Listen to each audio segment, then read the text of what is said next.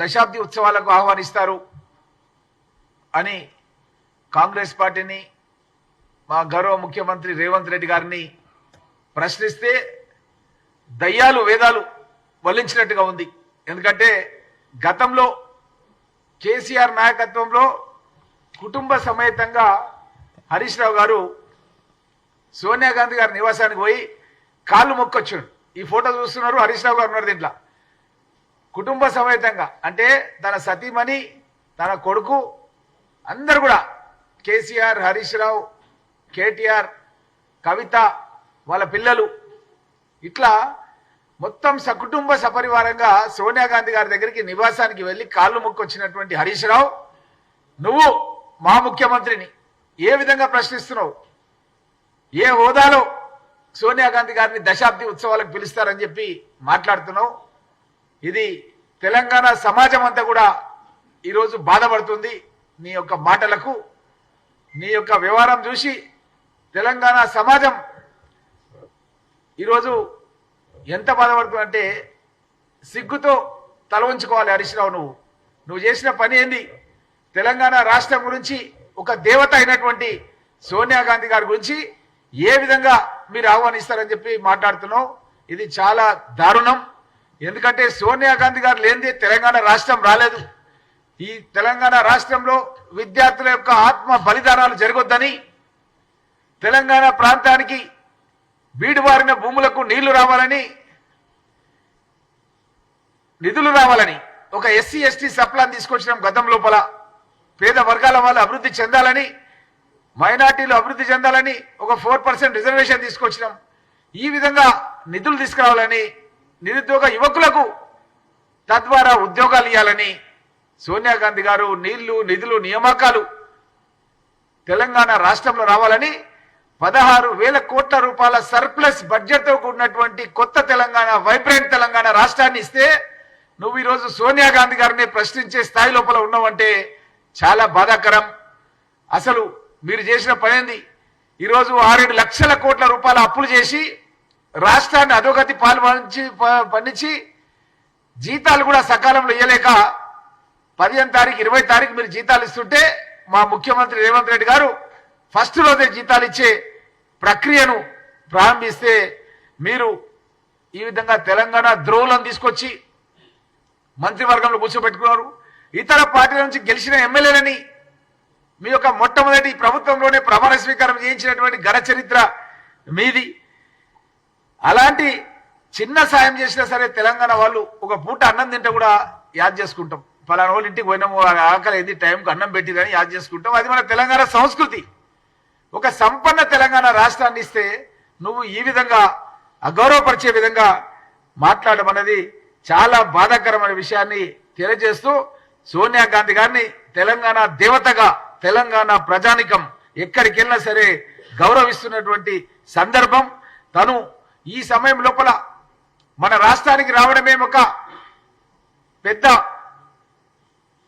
ఈరోజు నష్టాల్లో ఉండి తను కలలు కన్న తెలంగాణ రాష్ట్రం ఏర్పాటైన సందర్భం లోపల తెలంగాణ వాదులంతా సోనియా గాంధీ గారిని చూడాలని కలలు కంటున్న సందర్భం లోపల నువ్వు ఈ విధంగా మాట్లాడడం అనేది చాలా అభ్యంతరకరమైన విషయాన్ని తెలియజేస్తూ భవిష్యత్తు లోపల సోనియా గాంధీ గారిని విమర్శిస్తే సహించమన్న విషయాన్ని కూడా, ఆ పర్యటన పైన కూడా మాట్లాడితే మర్యాద కూడా ఉండదని హరీష్ రావును మేము హెచ్చరిస్తున్నామన్న విషయాన్ని కూడా మీకు అందరు కూడా తెలియజేస్తూ, మీరు ఒక్క విషయం మాత్రం మర్చిపోవద్దు. తెలంగాణ ఇస్తేనే టీఆర్ఎస్ పార్టీని కాంగ్రెస్ పార్టీలో విలీనం చేస్తామని చెప్పి మోసం చేసింది మీ పార్టీ, మీరు కాదా? రాష్ట్రం ఇచ్చిన తర్వాత దేవత లాంటి సోనియా గాంధీ మోసం చేసే చరిత్ర మీది. 10 ఏళ్ల తెలంగాణ ద్రోవులకు పెద్ద ఎత్తున మీరు పీఠం వేసిన వాళ్ళు మీరు. తెలంగాణకు వ్యతిరేకంగా పనిచేసిన జగన్ను ప్రగతి భవన్కు పిలిచి విందు భోజనం ఇచ్చినటువంటి ప్రభుత్వం మీది కాదా అన్న విషయాన్ని మేము హరీష్ రావును ప్రశ్నిస్తూ, ఈరోజు మీరందరూ కూడా మన రాష్ట్రాన్ని ఈ విధంగా అప్పుల పాలు చేసేసి ఒక 100 సంవత్సరాలు వెనుకకు పోయే విధంగా మీరు చేస్తే మా ముఖ్యమంత్రి రేవంత్ రెడ్డి గారు అహర్నిశలు రోజుకు 18 గంటలు కష్టపడి ఏ విధంగా తెలంగాణ రాష్ట్రాన్ని సోనియా గాంధీ గారు కలలు కన్నా నవ తెలంగాణ రాష్ట్రాన్ని నిర్మాణం చేయాలని చెప్పి కృషి చేసినటువంటి సందర్భం. దావోస్ పట్టణానికి వెళ్లి స్విట్జర్లాండ్ నుంచి 40,000 కోట్లకు పెద్ద పెద్ద అంతర్జాతీయ పరిశ్రమలను మన హైదరాబాద్ చుట్టుముట్టు రప్పించడానికి ఎంఓయూలు సంతకం చేసుకొని రావడం జరిగింది. మీరు జిఎస్టీ ట్యాక్సులు వసూలు చేయకుండా కంపెనీలతో మీరు లోపాయికారి ఒప్పందం పెట్టుకుంటే మా ప్రభుత్వం వచ్చిన తర్వాత పారిశ్రామికవేత్తల నుంచి జిఎస్టీ వసూళ్లు పెంచుకున్న మాట వాస్తవం. అదేవిధంగా సోనియా గాంధీ గారి నేతృత్వంలోనే ఇప్పుడున్నటువంటి రాజీవ్ గాంధీ ఇంటర్నేషనల్ ఎయిర్పోర్ట్ కి మేము గతం లోపల ఇనాగ్రేషన్ రోజు ఉన్నాం. రాజశేఖర రెడ్డి గారు ముఖ్యమంత్రిగా ఉన్నప్పుడు సోనియా గాంధీ గారు ఇనాగ్రేట్ చేశారు. అదేవిధంగా ఐఐటి హైదరాబాద్ సంగారెడ్డిలో కూడా సోనియా గాంధీ గారు వచ్చారు. అప్పుడు కూడా రాజశేఖర రెడ్డి గారు ఉన్నారు. మేమున్నాం ఆ రోజు ప్రోగ్రాం లోపల. అది కూడా దానికి ఫౌండేషన్ స్టోన్ అనేది శ్రీమతి సోనియా గాంధీ గారు వేసారు. Jawaharlal Nehru outer ring road అనేది కూడా కాంగ్రెస్ పార్టీ నేతృత్వంలో మేము కట్టినాం. అసలు మీరేం చేశారు? కనీసం రీజనల్ రింగ్ రోడ్ తెస్తామని చెప్పి భూసేకరణ కూడా చేయలేదు. అక్కడ బీజేపీ వాళ్ళు మీరు కలిసి భూసేకరణ కూడా కనీసం చేయలేదు. అట్లాంటి మీరు ఒక జాతీయ పార్టీ అధ్యక్షురాలు, యూపీఏ అధ్యక్షురాలుగా అయినటువంటి గతంలో పనిచేసి ఎన్నో సేవలు అందించినటువంటి సోనియా గాంధీ గారి గురించి, ఈ వయసులో ఉన్నటువంటి మహిళ గురించి ఈ విధంగా మాట్లాడడం అనేది తెలంగాణ సమాజం ఎవరు కూడా క్షమించారన్న విషయాన్ని కూడా తెలియజేస్తున్నాం. బీజేపీ వాళ్ళు గతం లోపల సుష్మా స్వరాజ్ ఉన్నప్పుడు ఏమన్నదంటే ఆమె బడి దీది అయితే మే చోటీ దీది అని చెప్పింది. ఆమె ఈరోజు లేదు సుష్మా స్వరాజ్. ఆమె కూడా సోనియా గాంధీ గారి యొక్క సేవలు తెలంగాణ రాష్ట్రం లోపల కొనియాడినటువంటి మాట వాస్తవం కదా అని కిషన్ రెడ్డిని ప్రశ్నిస్తున్నాం. ఆమె ఆ రోజు సభలో ఉండి ఒక పార్లమెంట్ సభ్యురాలుగా ఉండి ఆమె పాత్ర ఎంత, ఈమె పాత్ర ఎంత అన్నది ఆమెనే ప్రజలందరూ కూడా తెలియజెప్పినటువంటి వాస్తవాన్ని గ్రహించాలని చెప్పి కిషన్ రెడ్డి గారికి తెలియజేస్తున్నాం. మహేశ్వర్ రెడ్డి తన ఉనికిని కాపాడుకోవడానికి బట్టగాల్చి మీదేస్తే బీజేపీ పార్టీ యొక్క అధిష్టానం ఏదైనా గుర్తిస్తుందన్న ఉద్దేశంతోన ఆ విధంగా మాట్లాడుతున్నాడు. అసలు స్టాటిస్టిక్స్ పరంగా డిపార్ట్మెంట్ నుంచి స్టాటిస్టిక్స్ తెప్పించుకున్నాం ఈరోజు పరిస్థితి ఏందన్నది. ఆ స్టాటిస్టిక్స్ ఎట్లుందంటే 1,30,00,000 టన్నులు కొనుగోలు చేసి కమిషన్లు తీసుకున్నారని మహేష్ రెడ్డి మాట్లాడుతున్నాడు. 1,30,00,000 టన్నులు కొనుగోలు చేసినామని చెప్పి, మెట్రిక్ టన్నులు కొనుగోలు చేసినామని చెప్పి మాట్లాడుతున్నాడు. అసలు ఇప్పటి వరకు సేకరణనే 35 లక్షల సేకరణ అయింది. ఇప్పటి వరకు అయిన సేకరణే 35 లక్షలు. అంటే నువ్వు చెప్తున్న స్టాటిస్టిక్స్, బేసిక్ స్టాటిస్టిక్స్ అయితే ఉన్నదో ఆ స్టాటిస్టిక్సే రాంగ్. నంబర్ 1. నంబర్ 2, ఈ సీజన్లో 50 లక్షల మెట్రిక్ టన్నులే వచ్చే అవకాశం ఉంది. ఎందుకంటే మీకు తెలుసు ఎప్పుడైనా సరే యాసంగి పంట తక్కువ వస్తుంది, ఖరీఫ్ పంట అనేది ఎక్కువ వస్తుంది. కాబట్టి ఈసారి వర్షాలు సమంగా పడక, దిగుబడి లేక, మేము కూడా రైతు బిడ్డం, నేను వ్యవసాయం చేస్తా, మా ఊర్లో వ్యవసాయం ఉంది, పరిగిలో పెద్ద ఎత్తున వరి పండిస్తా నేను. కాబట్టి ఈసారి పెద్ద ఎత్తున పంట రాలేదు ఈసారి. అయినప్పటికీ కూడా మా ప్రభుత్వం ప్రోత్సాహం చేయాలని సన్న వడ్లకు 500 రూపాయలు మేము బెనిఫిట్ చేయడానికి బోనస్ ప్రకటించినాం.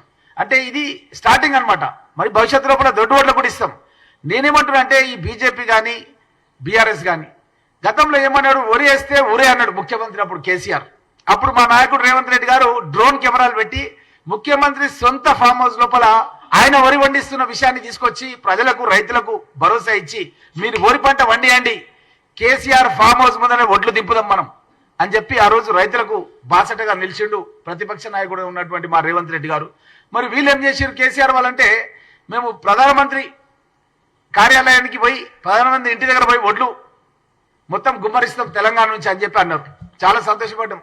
నేను అనుకోకుండా ఢిల్లీకి పోయినా, తెలంగాణ భవన్లో ఉన్నా, ఫ్లైట్లో దిగిండ్రు, తెలంగాణ భవన్కి వచ్చారు.